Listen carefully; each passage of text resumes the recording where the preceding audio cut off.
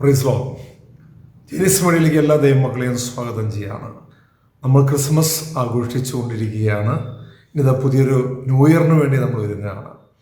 ഈ ക്രിസ്മസ് ആഘോഷിക്കുന്ന സമയത്ത് നമുക്ക് ഈ ഡിസംബർ മാസത്തിൻ്റെ അവസാനത്ത് പ്രത്യേകിച്ച് ഒരു ഞെട്ടിക്കുന്ന വാർത്തകൾ നമ്മൾ കേട്ടുകൊണ്ടിരിക്കുകയാണ്. പ്രത്യേകിച്ച് നമ്മുടെ ബംഗാൾ മുഖ്യമന്ത്രി മമതാ ബാനർജി ഒരു വാർത്ത ട്വിറ്ററിൽ കുറിച്ചിരിക്കുകയാണ്. നമ്മുടെ മിഷണറി ഓഫ് ചാരിറ്റി സന്യാസ സമൂഹത്തിൻ്റെ അക്കൗണ്ട് മരവിപ്പിച്ചിരിക്കുക. വിദേശത്തു നിന്ന് വരുന്ന അക്കൗണ്ട്, അവർക്ക് ഒരേ ഒരു അക്കൗണ്ടുള്ളൂ, അക്കൗണ്ട് മരവിപ്പിച്ചിരിക്കുകയാണ്. അതുകൊണ്ട് തന്നെ ഇന്ന് ഇന്ത്യയിൽ ഏകദേശം 22,000-ഓളം രോഗികൾ, അവർക്ക് ഭക്ഷണവും മറ്റുള്ള സൗകര്യങ്ങളെല്ലാം നഷ്ടപ്പെട്ടുകൊണ്ടിരിക്കുക. അവർക്ക് ഒരു തരത്തിലും പൈസ, അവിടെ ദിനംപ്രതിയുള്ള പ്രവർത്തനത്തിന് വേണ്ടിയുള്ള ഒരു പൈസ എടുക്കാൻ പറ്റാത്ത തരത്തിൽ കേന്ദ്ര ഗവൺമെൻറ് അത് ബ്ലോക്ക് ആക്കിയിരിക്കുകയാണ് മമതാ ബാനർജി വെളിപ്പെടുത്തുകയാണ്. ദൈവമക്കളെ, ഇന്ന് വിശുദ്ധ മദർ തെരേസ ഇന്ന് ലോകം മുഴുവൻ വ്യത്യസ്ത സ്ഥലങ്ങളായി ഒരുപാട് ചാരിറ്റി പ്രവർത്തനങ്ങൾ ചെയ്തുകൊണ്ടിരിക്കുന്നുണ്ട്. ഇന്ത്യയിലാണ് നമ്മൾ അതിൻ്റെ തുടക്കം ഇട്ടത്. ഈ തുടക്കം ഇട്ടത് ഇന്ത്യയുടെ വ്യത്യസ്ത സ്ഥലങ്ങൾ, കുഷ്ഠരോഗികളും അനാഥരും വൃദ്ധരും ആരാരും നോക്കാതിരിക്കുന്ന വിഷമിച്ചിരിക്കുന്ന കുഞ്ഞുങ്ങളെയും തെരുവോരങ്ങളിൽ കിടക്കുന്ന ഓടയിലും പല സ്ഥലത്തും സ്ട്രീറ്റിലും കിടക്കുന്ന വ്യക്തികളെ, കുട്ടികളെ ഒക്കെ എടുത്തുകൊണ്ട് അവരെടുത്തുകൊണ്ട് സ്വന്തം ശരീരത്തോട് ചേർത്ത് പിടിച്ച് ആ സന്യാസി മക്കൾ കഷ്ടപ്പെട്ടിട്ട് ഇന്ന് ഇന്ത്യയിലും ലോകം മുഴുവൻ പ്രവർത്തിക്കുമ്പോൾ അവരുടെ വിദേശ ഫണ്ട് വരുന്ന സോഴ്സ് കേന്ദ്ര ഗവൺമെൻറ് പല കാരണം കൊണ്ട് അടച്ചിരിക്കുകയാണ്, അല്ലെങ്കിൽ ബന്ധിയിരിക്കുകയാണ്. കുറച്ച് നാളുകൾക്ക് മുമ്പ് ഗുജറാത്തിൽ ഇവർ മതപരിവർത്തനം ചെയ്തു എന്ന് പറഞ്ഞുകൊണ്ട് ഇവർക്കെതിരെ കേസ് കൊടുത്തിട്ടുണ്ടായിരുന്നു. ഇപ്പം ഇതാ ക്രിസ്മസ് ദിനത്തിലെ വലിയൊരു വാർത്ത, പ്രത്യേകിച്ച് ഇന്ത്യ മാത്രമല്ല ലോകം മുഴുവൻ ഞെട്ടിയിരിക്കുകയാണ് ചെയ്യുന്നത്. ഇത്രയും നാളുകൾ ഈ ഇന്ത്യ മഹാരാജ്യത്തിന് വേണ്ടി പ്രത്യേകിച്ച് കൽക്കത്ത തെരുവുകളിലും അല്ലെങ്കിൽ തെരുവോരങ്ങളിലും കഷ്ടപ്പെടുന്ന ക്ഷയരോഗികളും കുഷ്ഠരോഗികളും ക്യാൻസർ രോഗികളും ഒപ്പം തന്നെ എയ്ഡ്സ് രോഗികളും എന്ന് വേണ്ട ആരാരും ഉപേക്ഷിക്കപ്പെട്ട ഒരുപാട് മക്കൾക്ക് വേണ്ടി പ്രവർത്തിച്ച ഈ ഗവൺമെൻറ് അല്ലെങ്കിൽ ഇവരുടെ ചാരിറ്റി സമൂഹത്തിന് ഇത്രയും മേൽ എന്താ പറയുക, ഗവൺമെൻറ്, കേന്ദ്ര ഗവൺമെൻറ് കൊണ്ടുവന്ന ഈ ഒരു സംഭവം ഇന്ന് കേരള മനസ്സാക്ഷി മുതൽ ലോകത്തിൻ്റെ മനസ്സാക്ഷി മുഴുവൻ ഞെട്ടിച്ചിരിക്കുകയാണ് ചെയ്തിരിക്കുന്നത്.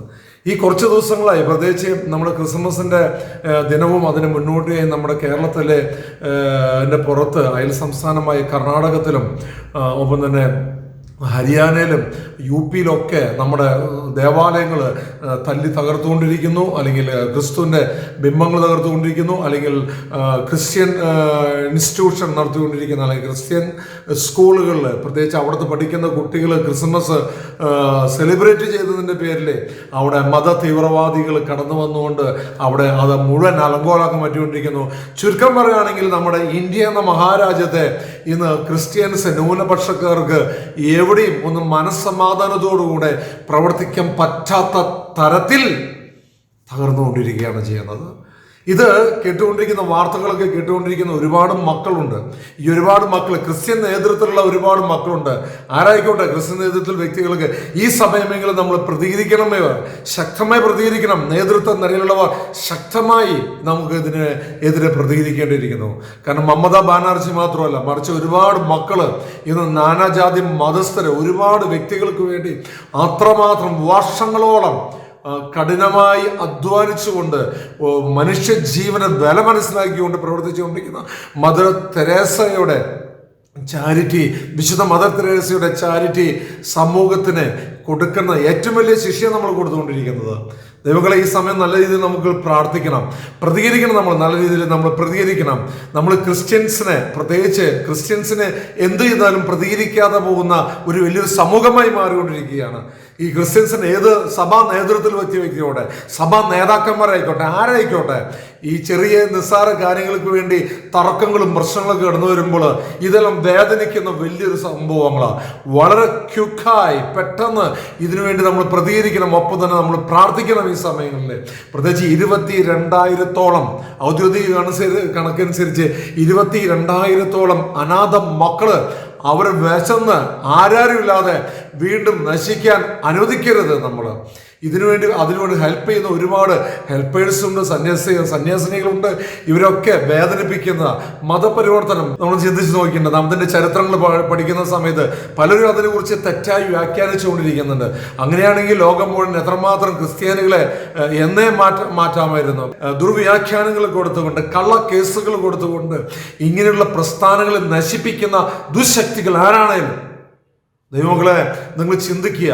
നമ്മുടെ ഭാരതത്തിൽ വിശന്നിരിക്കുന്ന, വേദനിച്ചിരിക്കുന്ന ആ മക്കൾക്ക് വാരിക്കോരി അവർക്ക് വേണ്ടത് കൊടുത്ത്, അവർക്ക് സംരക്ഷണം കൊടുത്തുകൊണ്ട് മുന്നേറിക്കൊണ്ടിരിക്കുന്ന വലിയൊരു സമൂഹത്തെയാണ് ഇങ്ങനെ ഈ ക്രിസ്മസിന്റെ കാലഘട്ടത്തിൽ അല്ലെങ്കിൽ ന്യൂ ഇയറിന്റെ തുടക്കത്തിൽ നമ്മളിങ്ങനെ എത്രമാത്രം വേദനിപ്പിച്ചുകൊണ്ടിരിക്കുന്നത്. നിങ്ങൾ ഏത് മതസ്ഥരായിക്കോട്ടെ, ഇന്ത്യ ഭരിക്കുന്നവർ ആരെങ്കിലും ആയിക്കോട്ടെ, പക്ഷേ ഇത് മോദി സർക്കാർ ഇത് വ്യക്തമായി ഇത് മനസ്സിലാക്കിയെടുക്കണം. ഇത് ലോകം മുഴുവൻ കണ്ടുകൊണ്ടിരിക്കുക, ലോകം മുഴുവൻ ഇത് കേട്ടുകൊണ്ടിരിക്കുകയാണ്. ഈ മതപരിവർത്തനത്തിന്റെ പേരിൽ, പല രൂപത്തിന്റെയും ഭാവത്തിന്റെയും പേരിൽ ഇന്ന് ഈ കോൺവെന്റിനെ നശിപ്പിക്കുമ്പോൾ, അല്ലെങ്കിൽ ഈ ഇത്രയും വലിയ സൊസൈറ്റിയെ ഇല്ലായ്മ ചെയ്യുമ്പോൾ ഇതിനൊക്കെ നമ്മൾ ഉത്തരം കൊടുക്കേണ്ടി വരും. ഈ ന്യൂനപക്ഷങ്ങളുടെ മേലെ ഇത്രമാത്രം പള്ളികൾ സ്വതന്ത്രമായി ദൈവത്തെ ആരാധിക്കാൻ, വിശുദ്ധ ബലി അർപ്പിക്കുവാൻ, ഇല്ലെങ്കിൽ ക്രിസ്ത്യൻ ഇൻസ്റ്റിറ്റ്യൂഷൻ നടത്തിക്കൊണ്ടുപോകാൻ പറ്റാത്ത തരത്തിൽ ഇന്ന് ഇന്ത്യയിലെ വ്യത്യസ്ത സംസ്ഥാനങ്ങൾ ഇത് വളർന്നുകൊണ്ടിരിക്കുകയാണ്.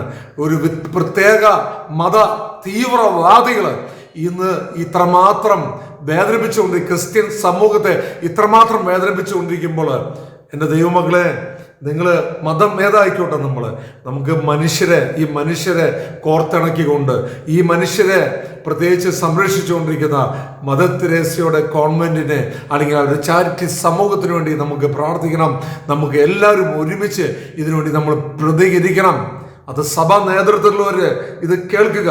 ആരായിക്കോട്ടെ, ഇത് എല്ലാം കഴിഞ്ഞതിന് ശേഷമല്ല, ഇപ്പോ നമ്മൾ സഭാ നേതൃത്വത്തിലുള്ളവരെല്ലാം ഇതിനെതിരെ നമ്മൾ പ്രതികരിച്ച് ഇതിന് ശക്തമായി നമ്മൾ അതിനുവേണ്ടി പ്രാർത്ഥിക്കണം, പ്രതികരിക്കുകയും ചെയ്യണം. ആമേൻ.